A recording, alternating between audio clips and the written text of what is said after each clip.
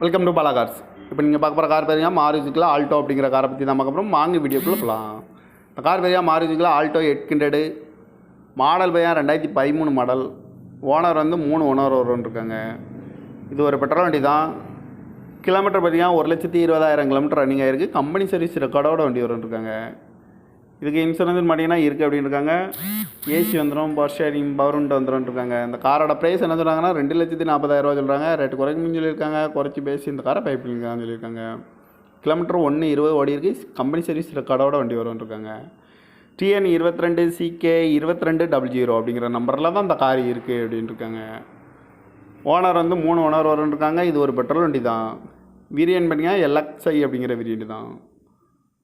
காரோட ப்ரைஸ் என்ன சொன்னாங்கன்னா 2,40,000 சொல்கிறாங்க. ரேட்டு குறைக்கும் சொல்லியிருக்காங்க. குறைச்சி பேசி இந்த காரை பைப்புங்கன்னு சொல்லியிருக்காங்க.